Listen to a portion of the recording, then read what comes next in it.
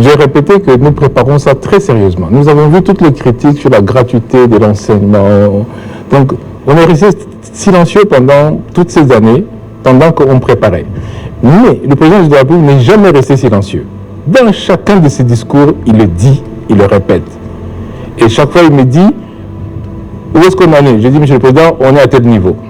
Où est-ce qu'on en est? Monsieur le Président, on est à tel niveau. Jusqu'à ce que je lui ai dit, Monsieur le Président, on peut commencer maintenant par la gratuité des accouchements, que lui-même avait décidé. Le budget, nous le connaissons très bien. Pourquoi? Parce que nous avons fait une étude pendant un an et demi, les gens ne se sont pas rendus compte parce qu'on n'en parlait pas. On a fait ce qu'on appelle un pilote avec la Banque mondiale. On a fait dans 9 zones de santé à Kinshasa et dans 11 provinces. On a fait un pilote pour voir combien ça nous coûterait. Et donc on a pris des mamans en charge dans 9 zones de santé à Kinshasa et dans 11 provinces. Et on est arrivé au montant de à peu près 200 millions de dollars annuels pour toute la République. Pour la ville-province de Kinshasa, on est arrivé au montant de 42 millions de dollars. C'est pour une année. Mais comme a dit le ministre Mouyaya, c'est qu'on a fait le choix de commencer par Kinshasa pour ces 2 ou 3 raisons. La première, c'est que c'est une très grosse agglomération. La deuxième, c'est que le taux de mortalité est parmi les plus élevés.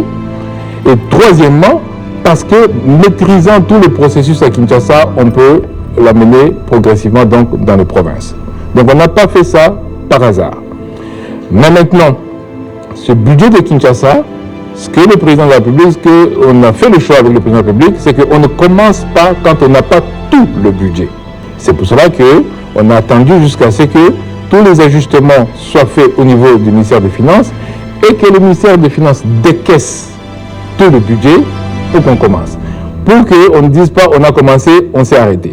Donc là, la question du budget ne se pose même plus parce que l'argent est déjà décaissé pour la gratuité des accouchements pour la ville-province de Kinshasa. Maintenant, voilà la beauté de la chose, c'est que vous savez que les partenaires regardent toujours, vous, la RDC, est-ce que vous-même vous faites déjà quelque chose? Quand les partenaires ont vu que nous avons déjà mis pour la ville-province de Kinshasa, ce qui est beaucoup d'argent, 42 millions de dollars, dans un budget, aucun pays d'Afrique ne l'a fait, vous pouvez vous renseigner, mettre autant d'argent dans un projet de développement, il n'y a pas un État d'Afrique qui l'a fait. Mais nous, le président de la République l'a fait. Là, la Banque mondiale nous a suivis. Ils ont dit, écoutez, on a fait le pilote ensemble, on connaît les mécanismes. Maintenant, vous devez étendre ça, parce que c'était notre choix, dans toutes les provinces, mais nous pouvons déjà couvrir la moitié du pays. Ce qui fait que la Banque mondiale a mis 73 millions de dollars sur le projet. Comme le projet, je vous ai dit, c'est 200 millions par an pour la République, là on est à 110 millions de dollars. C'est pour ça qu'on couvre 13 provinces et à partir du mois prochain, du mois de novembre, vous allez voir, on va commencer dans les autres provinces, l'espace Congo central, l'espace Bandundu, et pour faire un total de 13 provinces. Et comme l'a dit le ministre Mouyaya, maintenant dans le budget 2024, les 200 millions sont déjà programmés pour que toute la République soit couverte. Je répète, l'objectif ici, c'est de diminuer la mortalité. On ne peut pas rester avec ce taux de mortalité, être à la queue du peloton pour des choses que nous pouvons faire. Alors, peut-être que les gens se disent, oui, mais ça paraît bizarre cette affaire, pourquoi est-ce que ça paraît gros? Mais je vais vous dire les 3 causes qui entraînent la mort de la maman quand elle accouche. Première cause, c'est l'hémorragie. Et ça peut s'arrêter avec un comprimé, avec un médicament. Deuxième cause, c'est l'hypertension artérielle. Ça s'arrête avec des médicaments. Troisième cause, c'est les infections. Ça aussi, ça s'arrête facilement. Donc on n'a pas besoin d'infrastructures magiques pour protéger nos mamans, pour protéger nos bébés. Et donc c'est pour ça qu'on peut le commencer sans vraiment avoir peur de est-ce qu'on va réussir ou pas.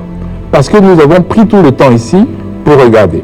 Donc pour le budget, on n'a même pas besoin de réfléchir. Et quand bien même, il faudrait faire des efforts. Dans quel domaine voulez-vous faire des efforts si ce n'est pas dans le domaine de la santé et de la sécurité?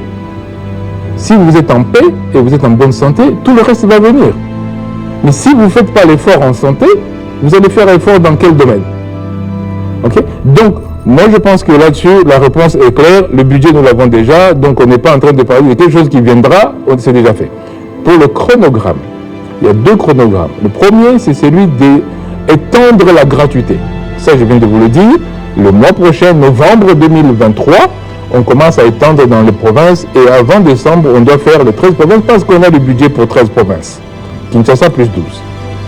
Et à partir du budget de l'année prochaine, c'est-à-dire février-mars, on étend dans le reste du pays. Donc, toutes les mamans qui vont accoucher, qui vont tomber enceintes, qui vont accoucher, quel que soit le modèle d'accouchement, avec leur bébé pendant un mois, ne vont plus rien payer en RDC. Peut-être que d'autres se diraient, est-ce qu'il y a un autre pays qui a déjà fait ça? Oui, retenez par exemple que le Kenya a inscrit dans sa constitution la gratuité des accouchements. Donc ce qu'on fait, ce n'est pas des choses complètement spécifiques, mais il faut le faire. Et c'est le choix du chef de l'État d'améliorer ce secteur de la santé. Maintenant, le deuxième chronogramme, c'est celui de parce que la couverture santé universelle n'est pas seulement pour les mères et les enfants. C'est aussi pour vous, pour moi, pour nous tous. Et encore une fois, ce n'est pas gratuit, c'est payant, toujours. Sauf que qui paye? Eh bien, pour nous tous, nous sommes la loi de 2023, l'ordonnance loi que le président de la République a prise, c'est que nous sommes menés dans un système contributif. Parce que la couverture santé universelle, c'est une solidarité.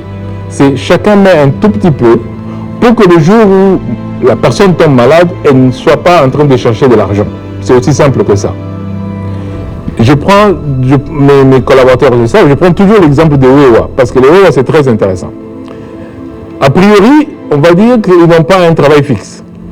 Mais les WEWA, c'est un vrai travail dans ce pays. Eh bien, si le WEWA se casse une jambe aujourd'hui, eh bien, il va chercher tout seul les moyens de se faire soigner. Si on le renverse aujourd'hui, il n'y a aucune assistance, il n'y a aucun service. Et pourtant, si on arrivait chez les WEWA à prendre le 10e de ce qu'il gagne par jour, eh bien, on peut lui accorder les services de santé. Mais sauf qu'il faut organiser comment aller prendre le 10e de ce qu'il gagne par jour pour lui permettre d'accéder aux soins. C'est un exemple que je donne pour vous montrer que le système contributif, c'est que chacun met un tout petit peu et nous tous, nous avons accès aux soins de santé. Alors, le chronogramme, c'est qu'on commence d'abord par ce qui est facile. Ce qui est facile, c'est le travail formel, c'est-à-dire les travailleurs du public formel, les fonctionnaires et autres, et les travailleurs du privé formel. C'est-à-dire ceux qui ont un moyen, on peut dire, OK, on doit prélever $1, $2, $3. Parce que là, c'est facile.